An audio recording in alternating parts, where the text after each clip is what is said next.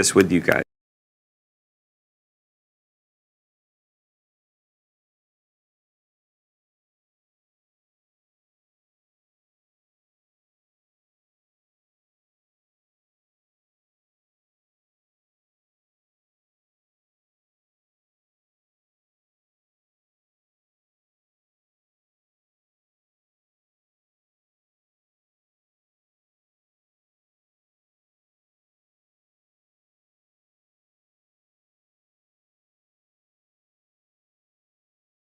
These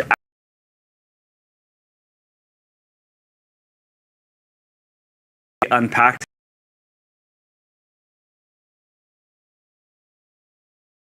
right here.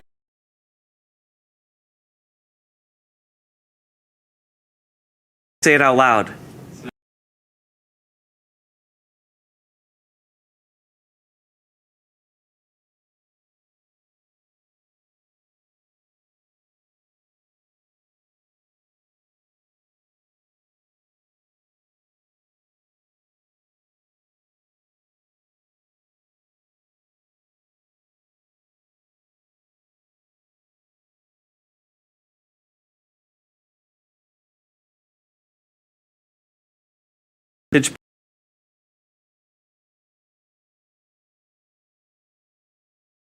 That to say, they're all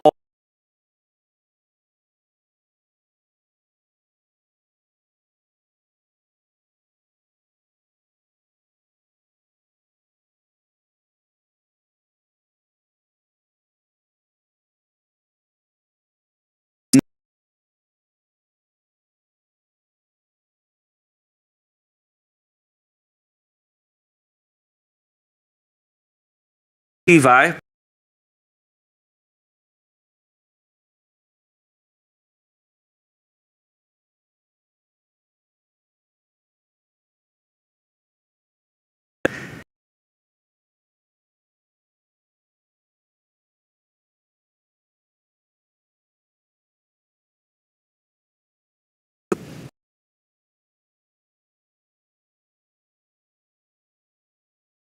Prophetic book.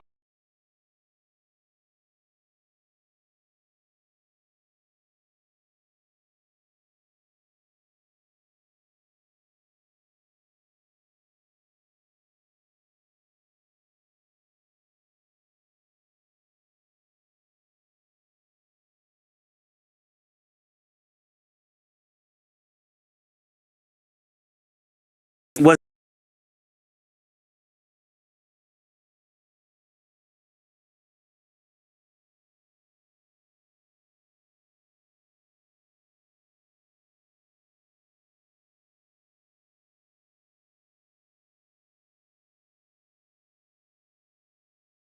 of the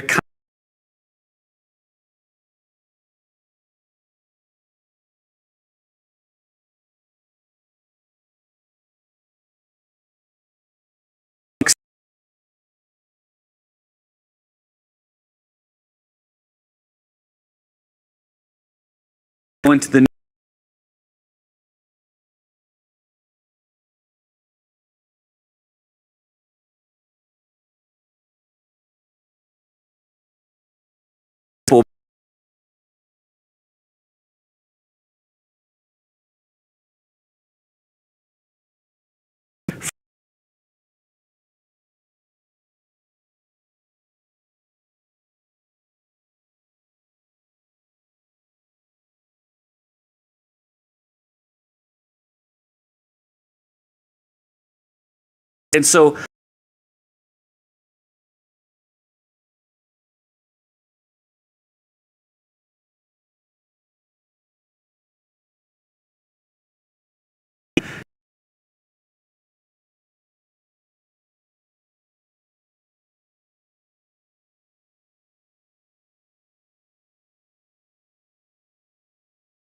and so what's going to be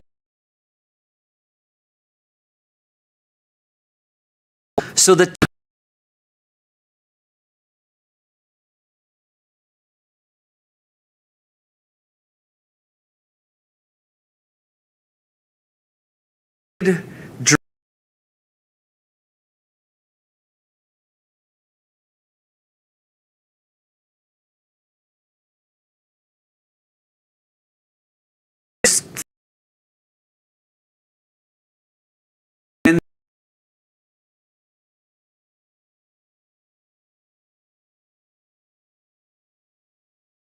took some of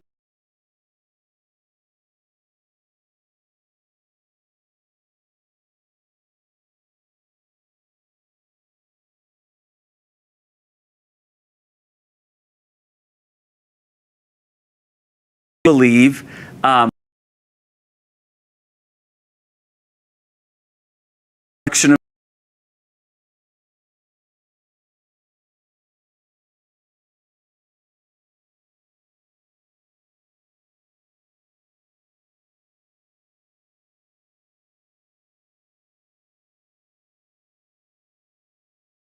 we know that Matthew, Levi, he was the tax collector, and so he had some poor perspective between him and the Jews, and I think in many ways God was redeeming through Matthew this restoration to his Jewish brothers through this writing. It's really kind of beautiful that God chose him to be the one to share Christ with the Jews.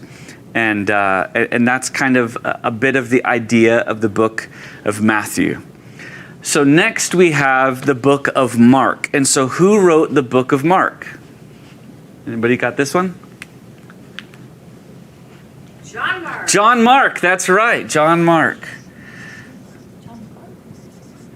For our conversation, we're just going to call him Mark to keep it simple, because later on there's another John, and it's just going to get super confusing if we don't start there. So John Mark is a Jew, but John Mark is a Jew writing to Romans primarily, and so or to Gentiles, and so most believe that this was actually one of the earliest, or if not the earliest, gospel written. There's some nuances and stuff that you can pull out to where it seems as though that in order for Matthew to be able to write that this happened, he would have needed the influence of the book of Mark to help him to write it. And so most theologians believe that Mark was actually the first gospel that was written. And again, for those who say that Matthew was written in 40 something, that's what leaves kind of some holes in how that came to be and what took place there. So if Matthew is the bridge from the Old Testament to the New Testament, helping to bring all of the, hey, this is true about the Old Testament. Here we see the fulfilled prophecies in Jesus, the Messiah, all these things that we know that he's supposed to be, that he's supposed to do into Matthew. Mark is kind of a bridge from Matthew to the rest of the world. So Mark will kind of help to unpack some of the Jewish contexts and maybe explain it some. So there's reference to the Jewish traditions and things that are happening, but way less focus on that side of stuff. And you'll see that there's some explanation in that that you wouldn't really do for a Jewish listener. You would maybe do that for a person who's maybe in community or around Jewish people and helping them to kind of understand. So what we know is that, so Mark was not a disciple of Jesus. He wasn't someone that walked with Jesus. He wasn't, so some people didn't know that not all the Gospels are written by disciples of Jesus. Mark was not one. Where did most of what Mark wrote come from? Does anybody know? Peter. So really, when you think of the book of Mark, it is appropriate to say it's kind of the Gospel of Peter. And so Mark was a disciple of Peter, and what he's writing is in large part Peter's account of the time of Jesus. And what's cool is we know that Peter, after Jesus dies and resurrects and ascends into heaven, Peter is sent out to the home of who? Simon the tanner, who was a tanner, but also not a Jew, but a Gentile. And so you can't be a tanner if you're a Jew, because you're messing with animals in a way that you're not allowed to when you're a Jew. And so Peter is actually sent to the Gentiles. And later on, remember when Paul rebukes Peter because he's kind of going back to favoring the Jews instead of like ministering to the Gentiles like he's supposed to. So it's really cool that God used Peter as kind of the bridge to the Gentiles. Again, the Jewish story to the Roman people is the story of Peter. Now, here's my favorite part about the fact that Peter is kind of the storyteller of much of what Mark is writing, is in Matthew, Luke, and John. Obviously, all of these guys mention Peter a number of times because he's a major part of the story of Jesus and his disciples. And in these books here, you see much of the faith and the cool things that Peter did, the steps that he took, the belief and love that he had for Jesus. But in this book, there is almost nothing positive said about Peter. It is almost exclusively calling out the places that he fell short, what he didn't get right, where he missed it. And so the vast majority of the negative stuff that we hear about Peter comes from the book of Mark, which means it comes from Peter himself. And that he was making much of Jesus and making a clear distinction in our own effort. In my own effort, I could not. But in the reality of Jesus and the resurrection and by the Spirit, that there's hope for all of us to walk into this. And I just think that that's really cool, that perspective.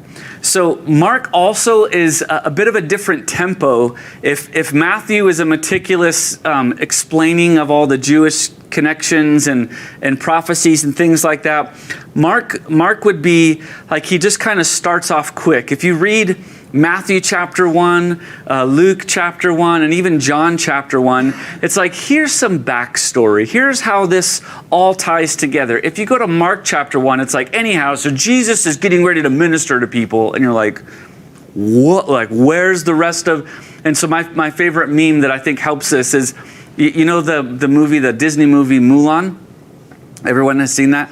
And so it's like, Matthew's like, look, here's Jesus in the Old Testament. And Mark's like, here's what the Jewish, or Luke's like, here's this connection here. And John's like, he's God. And for Mark, it's like, let's get down to business. And it just jumps right into like, let's get to the ministry of Jesus. Are you raising your hand? Because, I just recently going from Matthew into Mark, it felt like, because I was doing the audio when I was driving, it did feel like aggressive almost. Like, I was like, whoa. So that's funny you say that, because I was going to mention that. Just going from Matthew and the way he talks and goes through the story gently or meticulously. Yeah. And then it switches to Mark and it's like full steam ahead. And it was like, even just the audio version, it was like, whoa, like that felt abrupt or aggressive almost. But the tempo, that makes sense. So, to the story. Yeah. So Mark, another thing you'll notice as you read Mark, as we go through Mark together, is Mark focuses much on the acts of Jesus and way less, not to a bad way, but way less on the words of Jesus. So Mark is saying a lot of Jesus did this, he ministered this, he did this with the miracles and the acts that Jesus did, but the proportion of just the in-depth phrasing of all that Jesus said is far less in Mark than it is in Matthew. And so the theme of Mark, I would say, would be the suffering of Jesus.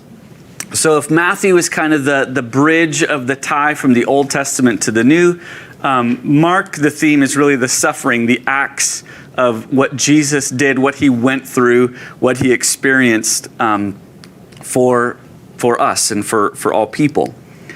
So next we have Luke, and Luke was written by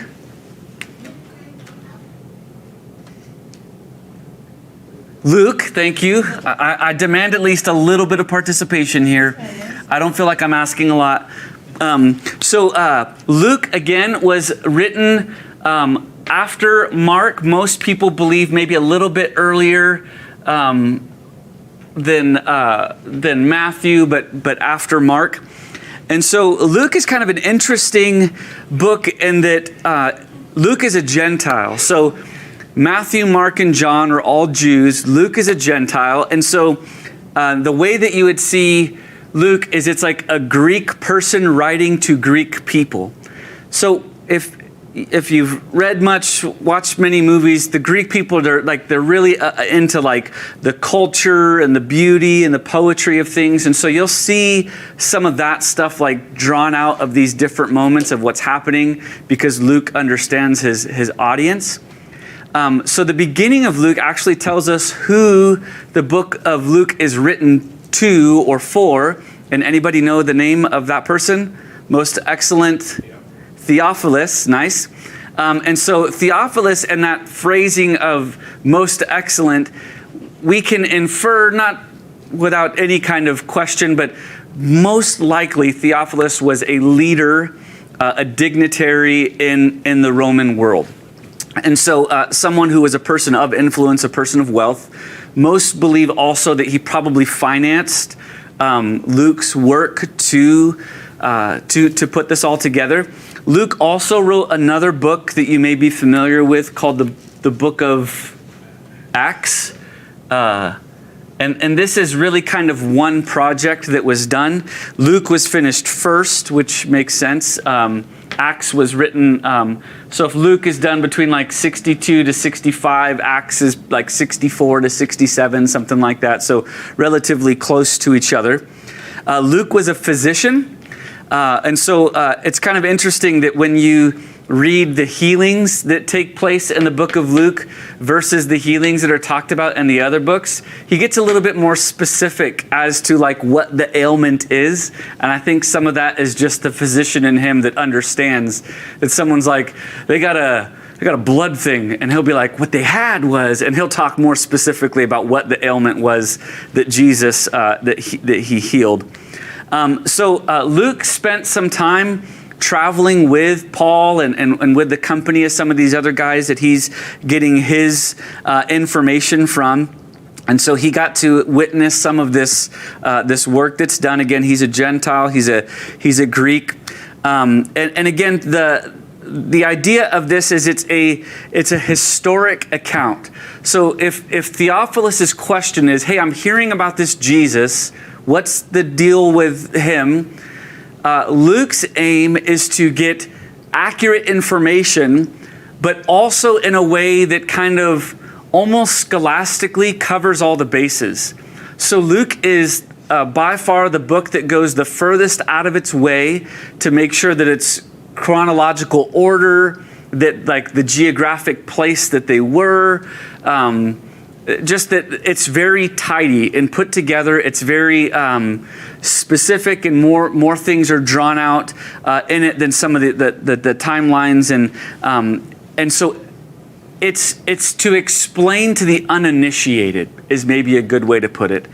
If this is to help the Jews understand that this is really Jesus, if this is to help the Gentiles with Jewish friends and influence to understand, this is for those who just don't know much of anything but maybe heard about Jesus. And so this kind of helps them with all that they would have needed to hear or to understand. And it's done without the assumption of, so you know this, or you already believe this. It kind of fills in all the spaces for the reader, for Theophilus and those that would read afterwards. So again, a scholastic approach to help the Greek or the Roman, reader to understand all that was going on without any kind of prior information, prior knowledge. The other kind of point to this too is, let me write this before I forget.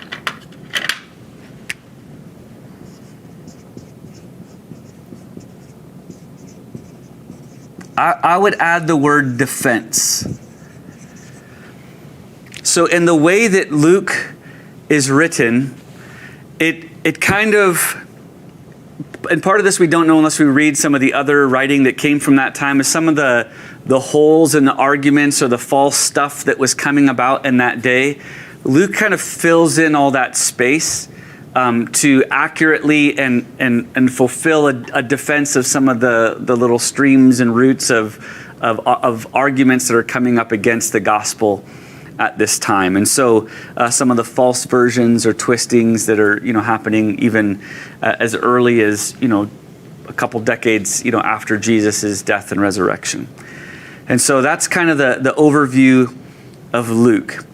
And so the last gospel is the Gospel of John, and it was written by John. Thank you. I appreciate the quick answer there, Cole. Thank you. I appreciate that. So the authorship date of John is a little bit wider than the others. So remember that Jerusalem and the temple was destroyed in the year 70.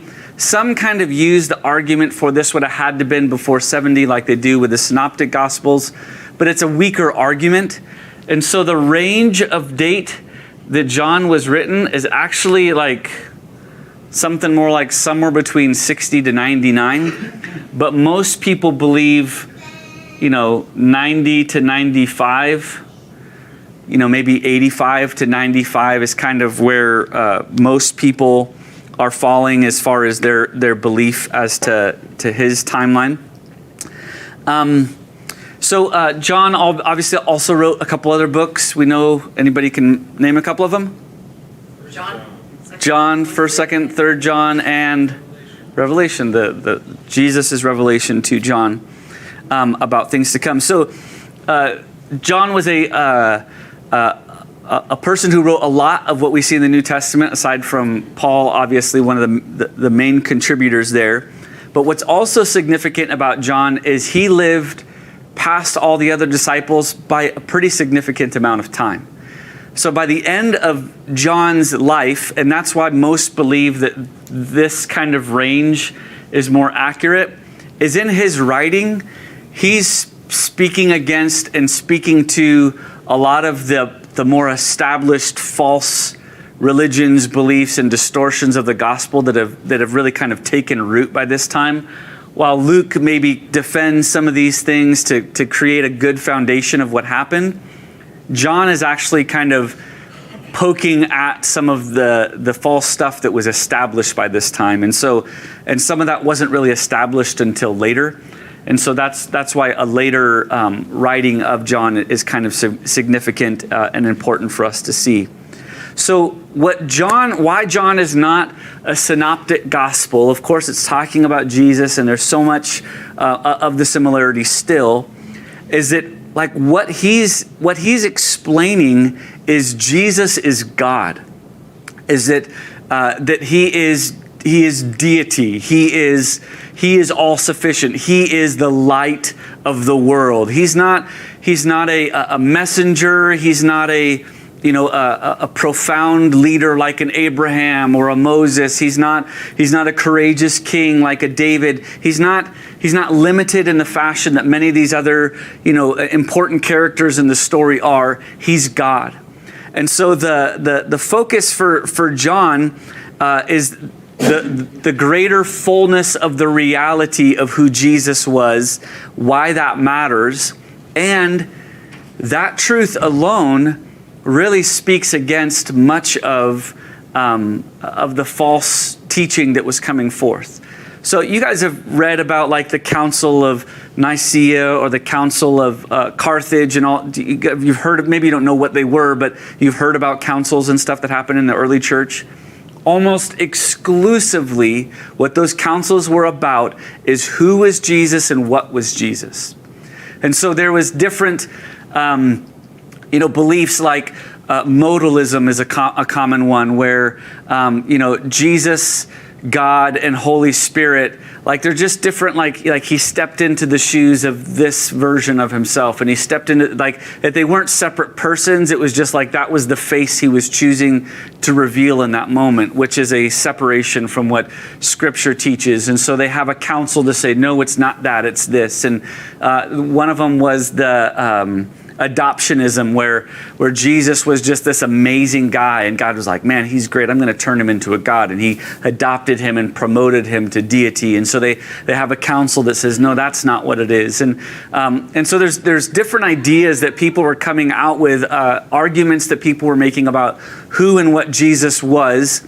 And almost all of them have to have something to do with they diminish the deity of Jesus. They diminish the place of God that Jesus is, that he and the Father are one.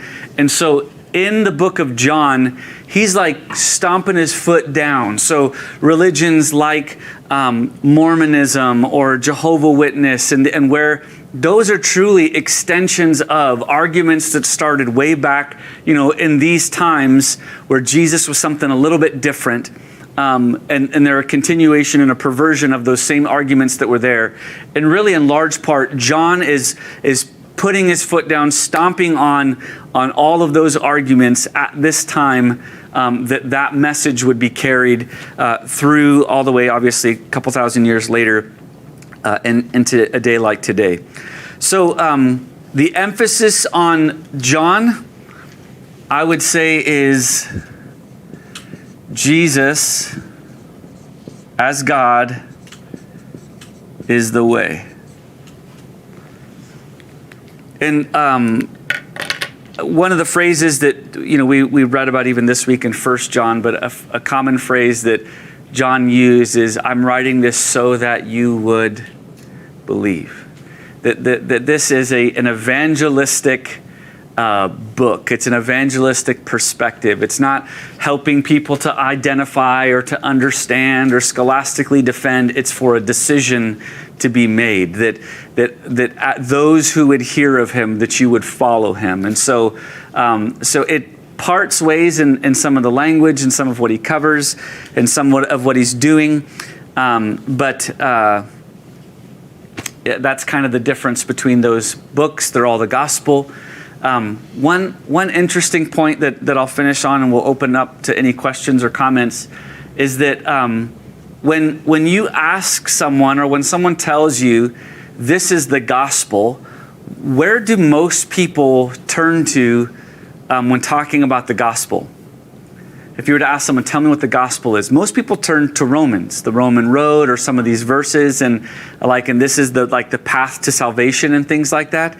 But isn't it interesting that these books are called the Gospels, and they're about the reality of the godness of Jesus, that he's the Messiah that's been promised from the beginning. He was at the beginning. It's not just for the Jews, but for the Gentiles too. And it's a sure, complete, no holes in it, from beginning to end truth. And this is for your salvation, that you would believe, that you would follow him. But not very many people, when talking about the gospel, actually look at the Gospels, which is fascinating to me. And I pray that as we go through these books together, that there would be a sense of understanding and excitement that this is the gospel, that this is that the gospel is from beginning to end, Old Testament to forever, and all that's in between. This is the gospel. And so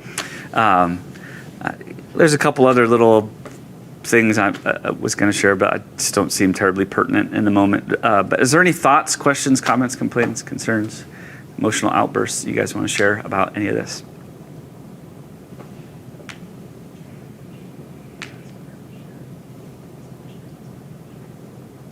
Cole, did you have something or no? I was going to say, can my question be to ask you to share those thoughts that you were going to share? Yeah, so some of the stuff about who wrote what, when.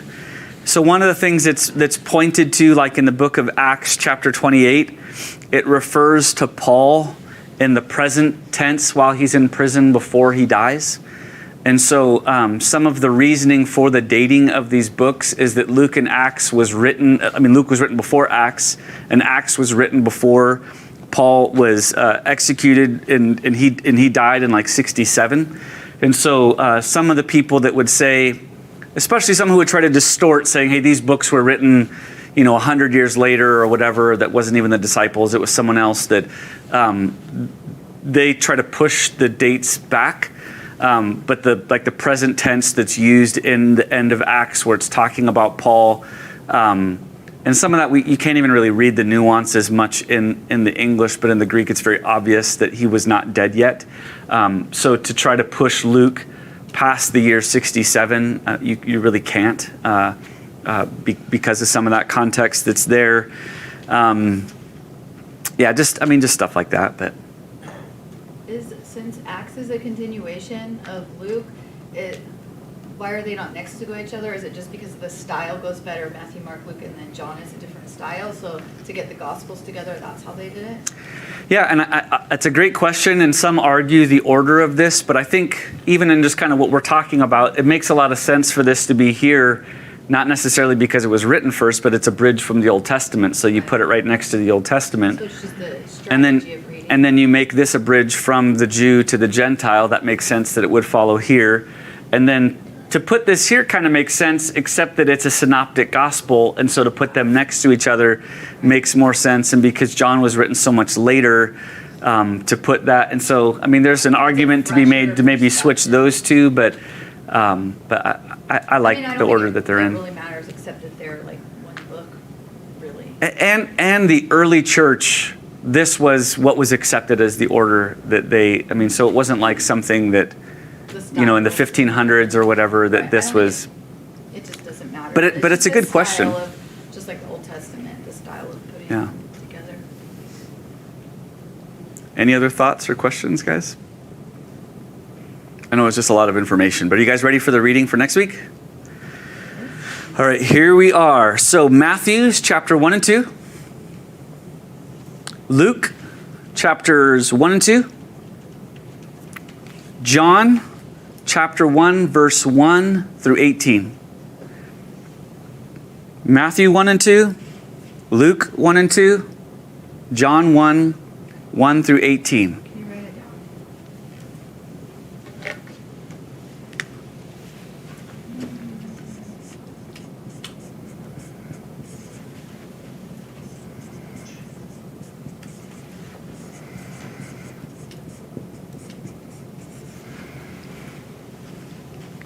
Anybody notice anything missing? Why is Mark not in our first weeks of reading? He doesn't talk about this. He skips over all that, saying, let's get back to that song again. So that's why he's not here, because he doesn't mention a lot of the same stuff that's mentioned here. All right. Thanks, guys.